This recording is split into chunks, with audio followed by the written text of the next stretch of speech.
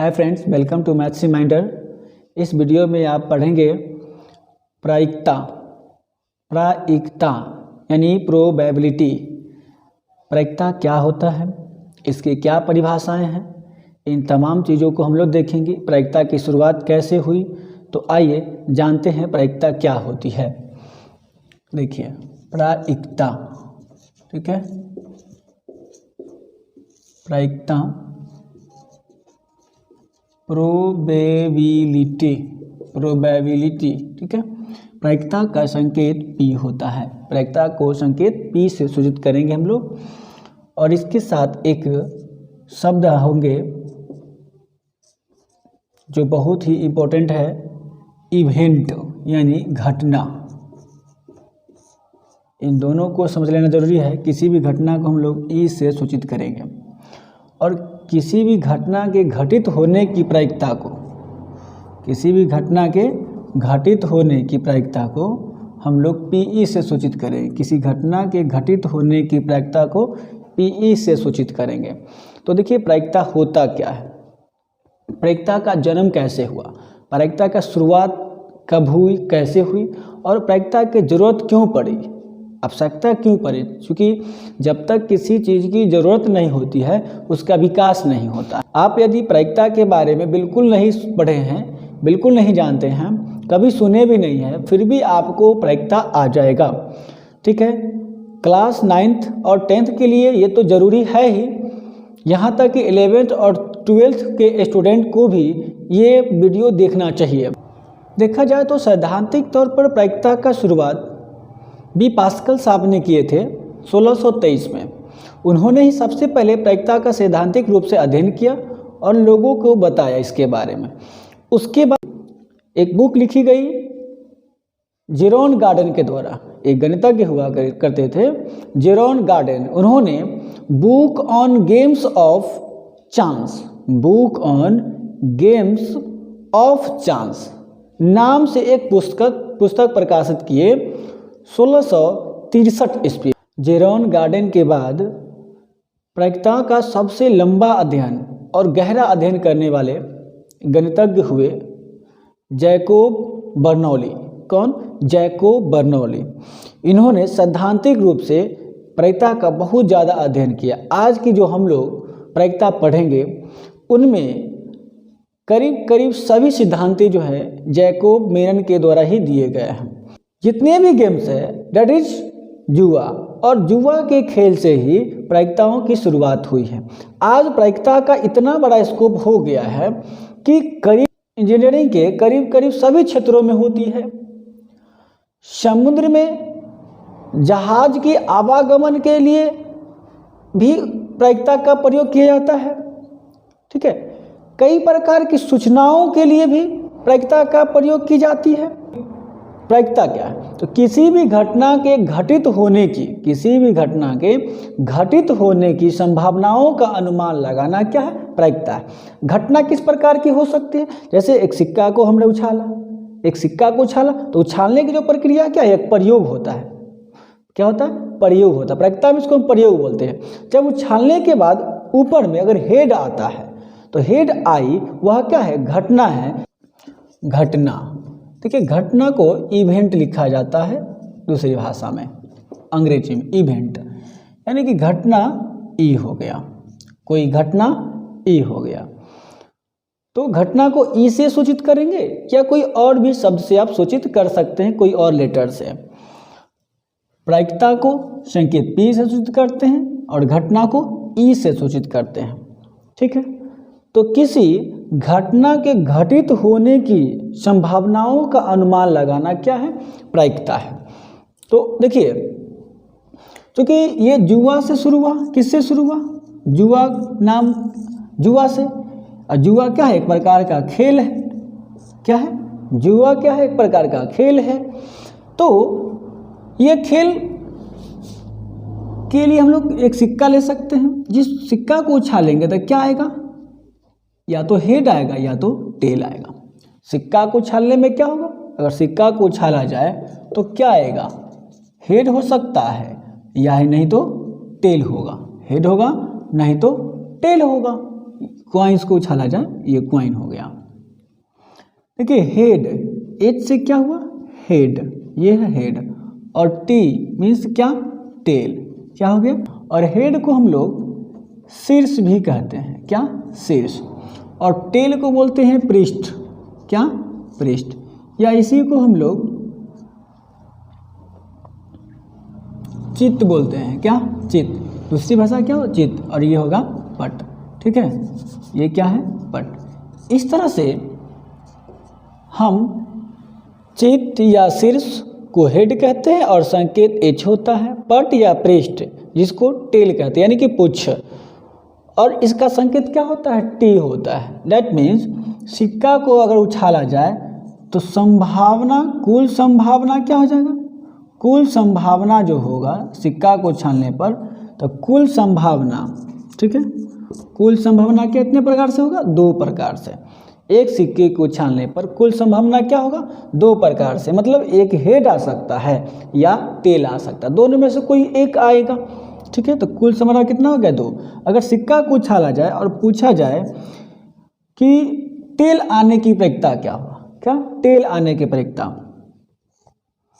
तो प्रायिकता, और एक चीज देख लीजिए, प्रायिकता को संकेत पीई से सूचित करते हैं, किससे, प्रायिकता को पीई से सूचित करते हैं। प्रायिकता का मान 1 के बराबर या 1 से छोटा होगा और 0 से बड़ा या 0 के बराबर होगा। किसी घटना ई के घटित होने की प्रायिकता को पीई से सूचित यदि करते हैं तो पीई का जो मान होगा वह 1 के बराबर होगा या 1 से छोटा होगा, और 0 के बराबर होगा या 0 से बड़ा। तो देखिए कुल संभावना दो प्रकार से है, और यदि टेल आने की प्रायिकता पूछा जाए तो टेल कितने प्रकार से आएगा, एक सिक्का को एक पर उछालने पर एक प्रकार से। तो प्रायिकता बराबर होता है फॉर्मूला कि संभावना बटे कुल संभावना। संभावना एक ही तरह का से है और कुल संभावना कितने प्रकार से है, दो प्रकार से है। ठीक है, यानी अब आइए प्रायिकता देखते हैं। प्रायिकता का सूत्र क्या होता है, प्रायिकता,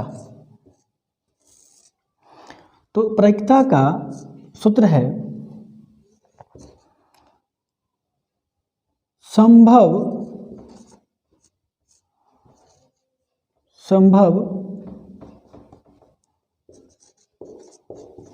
घटनाओं की संख्या, संभव घटनाओं की संख्या बटे संभव घटनाओं की कुल संख्या, कुल संख्या। ठीक है, संभव घटनाओं की संख्या बटे संभव घटनाओं की कुल संख्या। किसी घटना को घटने की जितनी संभावना अनुमान होगी वो हो गया संभव घटनाओं की संख्या, और टोटल घटना जो होगा उसको हम लोग नीचे लिखेंगे। तो किसी घटना को घटित होने की संभावना हम लोग लगाएंगे, अनुमान लगाएंगे, तो वो होगा NE होगा, उसकी संख्या क्या होगा, NE होगा। और संभव घटनाओं की कुल संख्या, जो संभव घटना घट सकती है उसकी कुल संख्या को हम लोग NS से सूचित करेंगे, और प्रायिकता को PE से सूचित करते हैं, E के अपेक्षा, E के सापेक्ष, यानी कि प्रायिकता बराबर क्या फॉर्मूला हो गया हमारा, NE बटे NS, अर्थात संभव घटनाओं की संख्या बटे संभव घटनाओं की कुल संख्या। यही एकमात्र फॉर्मूला आपको पूरे इस प्रायिकता में दिखाई दे। प्रायिकता की शुरुआत जुआ से हुई है, जो एक प्रकार की खेल है, तो हम लोग यहाँ भी प्रायिकता को खेल से ही समझने का प्रयास करेंगे। ठीक है, उस खेल में 3 तरह की चीजें हम लोग लेंगे। सबसे पहले रहेगा वो सिक्का, क्या होगा, सिक्का, सिक्का का प्रयोग करेंगे। ठीक है, और दूसरा जो होगा वह है पासा, क्या है, पासा, इसको छक्का भी कहते हैं, छक्का, टूटी फूटी भाषा में हम लोग छक्का भी कहते हैं। डाइस, क्या है, डाइस, ये लूडो का गोटी होता है। दूसरा है पत्ता, है ना, यानी कि ताश, ताश की पत्ता, है ना, कार्ड्स, ठीक है। इन्हीं की सहायता से हम लोग प्रायिकता को समझने का प्रयास करेंगे। देखिए, अगर एक सिक्का को उछाला जाए, एक सिक्का को उछाला जाए तो क्या क्या आ सकता है? हेड आएगा या टेल आएगा, हेड आएगा या टेल आएगा। एक सिक्का को उछाला जाए तो क्या आएगा? हेड आ सकता है या तो टेल आ सकता है। यानी कि संभव परिमाणों की कुल संख्या यहाँ क्या हो जाएगी? 2। कब? जब एक सिक्का को उछाला जाएगा तब। यदि हम 2 सिक्का को उछालते हैं, कितने? 2 सिक्के को उछालते हैं, तो 2 सिक्के को उछालने पर देखिए क्या होगा। तो 2 सिक्का को जब उछालेंगे तो दोनों सिक्का पर क्या हो सकता है? हेड हेड आ सकता है। या ऐसा हो सकता है कि पहले सिक्का पर हेड तो दूसरे सिक्का पर क्या आ जाएगा? टेल आ सकता है। या ऐसा भी हो सकता है कि पहले पर टेल और दूसरे पर हेड हो सकता है। या ऐसा भी हो सकता है कि दोनों सिक्के पर क्या आ जाए? टेल ही आए। यानी हम लोग देखें कि हेड हेड हो सकता है, हेड टेल हो सकता है, टेल हेड हो सकता है, या टेल टेल हो सकता है दोनों सिक्के पर, ठीक है। यानी जब 2 सिक्कों को हम उछालेंगे तब संभव परिमाणों की कुल संख्या कितना हो जाएगा? 4। संभव परिमाणों की कुल संख्या कितना हो जाएगा? 4। जो घटना घटेगी वह 4 तरीका से आ सकता है। क्या? Head head, head tail, tail head या टेल टेल, ये आ सकता है। कब? जब 2 सिक्कों को हम लोग उछालेंगे एक बार, तब के लिए हो संभव परिमाण की कुल संख्या। यदि 3 सिक्के को उछालते हैं, कितने सिक्कों को? 3 सिक्के को उछालते हैं तो क्या होगा? 3 सिक्कों यदि आप उछालते हो तो हेड हेड होगा, है ना, या 2 हेड होगा और तीसरा टेल होगा, 2 हेड और 1 टेल होगा।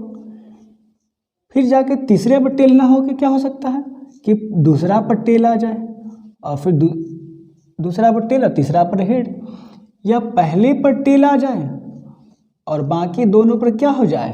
हेड हो सकता है। या हो सकता है कि तीनों पर क्या रहे? टेल ही रहे, तीनों पर क्या रहे? टेल ही रहे। ऐसा हो सकता है कि पहले पर टेल रहे, दूसरे पर हेड और फिर तीसरे पर क्या हो जाए? टेल रहे। यह भी घटना घट सकती है। ऐसा भी हो सकता है टेल और दूसरा और तीसरा पर क्या आ जाए? हेड आ जाए। यह भी घटना हो सकता है।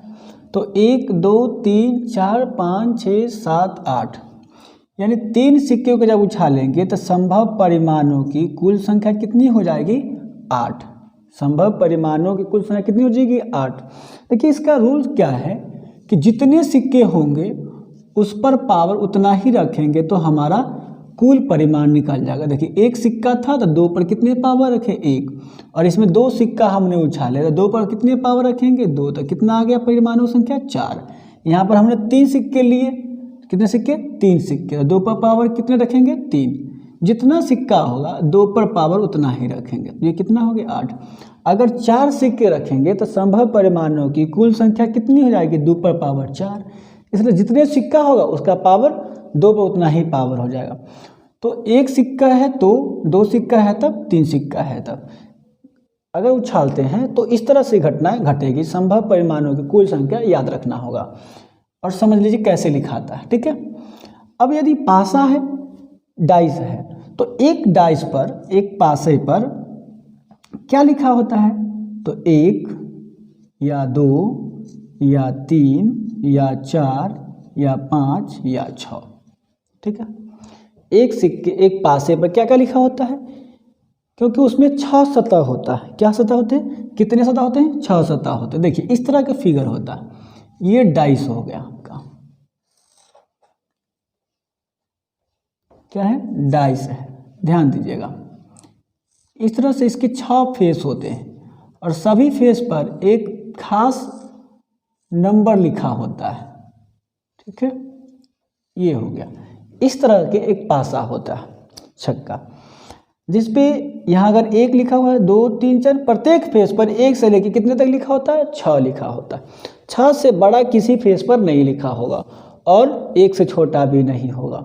तो जब लूडो को इस पासे को हम लोग फेंकते हैं तो जो भी अंक आएगा वह कौन होगा, ऊपर, जो सबसे ऊपर आएगा वो उसी को माना जाता है कि कितना आया।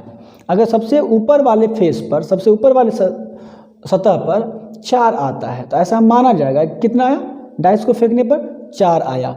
ठीक है, पहले चांस में 4 आया, अगर फिर से फेंकेंगे तो दूसरी चांस में क्या होगा वो पता नहीं, 3 आ सकता है, 4 आ सकता है, 5 आ सकता है, 6 आ सकता है, 1 भी आ सकता है।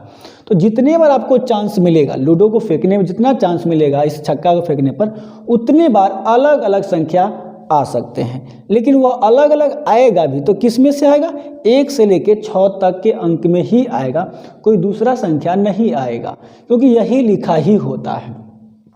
तो इनमें से 1 से लेके 6 तक कोई भी एक संख्या का यदि चांस पूछा जाए तो क्या होगा, इसकी चांस हमेशा 1/6 होगा।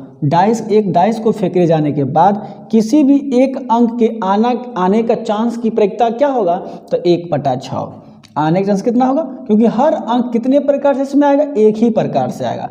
हर अंक के आने की प्रायिकता क्या हो जाएगा, 1/6। इसमें से किसी भी अंक के आने की प्रायिकता अगर पूछा जाए तो क्या होगा, 1 होगा, क्योंकि NS कितना है, 6। तो इसका 1 2 3 4 5 6, तो यहाँ पर जो होगा NS संभव परिमाणों की कुल संख्या कितना हो जाएगा, 6। क्योंकि कुल चांस 6 प्रकार से हो सकते हैं, कितने प्रकार से, 6 प्रकार से। मगर अगर हम सोचते हैं, मगर आप सोचते हैं कि 3 आए, क्या आ जाए, 3 आए, तो देखिए 3 इसमें कितने प्रकार से है, एक ही प्रकार से है, यानी कि एक ही बार है। तो 3 एक ही है, यानी एक ही अंक है इसके अंदर, तो उसके आने के चांसेस कितने प्रकार से, 1 प्रकार से। लेकिन संभावना कितने प्रकार से आने की है, कुल 6 प्रकार से। 6 में से कोई आ सकता है, हमें जरूरत है 3 की, ठीक बात, मैंने मान लिया, आपने मान लिया कि 3 आना चाहिए, क्या आना चाहिए, 3 आना चाहिए। मगर 3 कितने हैं उसमें, 1 है, तो वह एक ही प्रकार से आ सकता है, एक ही प्रकार से आ सकता है। लेकिन जब हम इसका चांस आएगा, आपके चांस आएंगे लूडो को फेंकने के लिए, पासे लूडो के पासों को फेंकने के चांस जब आएंगे तो फेंकेंगे तो क्या जरूरी है कि हमने जो सोचा 3 तो 3 ही आएगा, ऐसी कोई ज़रूरत नहीं, आ भी सकता है और नहीं भी आ सकता है। तो इसकी प्रायिकता क्या होगा कि आए ही या नहीं आए, इसकी प्रायिकता क्या होगी। तो आने की अगर प्रायिकता पूछेगी 3 का, तो संभव मान कितना प्रकार से, 1 प्रकार से, और कुल संभावना कितने प्रकार से, 6 प्रकार से है। तो 3 की अगर प्रायिकता पूछा जाए, 3 की प्रायिकता पूछा जाए तो 3 कितने प्रकार से, 1 प्रकार से, यानी कि संभव परिमाणों की संख्या कितना हो गया, 1 बटे कुल संभावना, तो कुल संभावना कितना है, 6। इस प्रकार से किसी भी अंक 1 से 6 तक किसी भी एक अंक की अगर प्रायिकता पूछे तो वह कितना होगा, 1/6 होगा। कितना होगा, 1/6। सपोज डैट कि यदि पूछा जाए कि 3 न आने की प्रायिकता, क्या पूछ लिया जाए, 3 न आने की प्रायिकता, तो 3 नहीं आए मतलब क्या है, तो वो 1 हो सकता है, 2 हो सकता है, 3 तो नहीं होना है, 4 हो सकता है, 5 हो सकता है, 6 हो सकता है। तो 3 को छोड़ दिया जाए, 3 को यदि छोड़ दिया जाए तो कौन कौन से अंक बच गए, 1 2 3 4 5, 5 गो अंक बच गया। तो इन 5 अंक की आने की संभावना क्या होगा, यानी कि हमारा जो अनुमान है, आपका जो अनुमान लगाएंगे वह संभव परिमाणों की संख्या कितना हो जाएगा, 5 प्रकार से।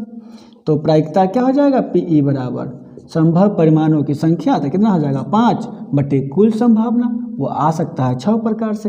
लेकिन हमने और आपने अनुमान क्या लगाया कि हमको केवल 3 नहीं आना चाहिए, 3 के छोड़कर कुछ भी आ जाए, तो 3 को छोड़ देना है, तब बच गया क्या, 1 2 3 4 5 अंक बच गए, तब 5 बटे कुल संभावना कितना हो गया, 6। तो एक पासे छक्का या डाइस को फेंकने के बाद किसी भी अंक 1 की आने की अगर चांस पूछा जाए तो 1/6, और ना आने की पूछा जाए तो उसको छोड़ देंगे। इसी में प्रश्न पूछ सकते हैं आपसे कि सम संख्या आने की चांसेस क्या है, तो सम संख्या कौन कौन है, 2 4 6, तो 1 2 3 प्रकार से सम संख्या है। तो संभव मान हो जाएगा 3 और कुल संभावना कितना है, 6, तो 3/6 1/2 आ जाएगा। अगर पूछे कि अभाज्य संख्या आने की संभावना कितनी है, एक डाइस को एक बार फेंका जाए और अभाज्य संख्या आने की संभावना कितनी है, तो अभाज्य संख्या में कौन कौन होगा, 2 3 5, 2 3 5 3 अंक हो गए और कुल समग्र कितना है 6, 3/6। इस तरह से कुछ भी अंक ऐसे पूछ लिया जाए, विषम आने के परिता पूछ लिया जाए तो विषम में क्या हो जाएगा 1 2 और ये 3, यानी कि 1 3 और 5 ये मिल के क्या होगा विषम संख्या होगा। तो 3 प्रकार से ये भी हो गया, सम आने की, विषम आने के, भाज्य आने के, अभाज्य आने की। इस तरह से अगर परीक्षा पूछे जाएंगे तो आप निकाल लेंगे। ठीक है, ये है एक पासा को एक बार अगर उछाला जाए तब, एक पासे को एक बार उछाला जाए।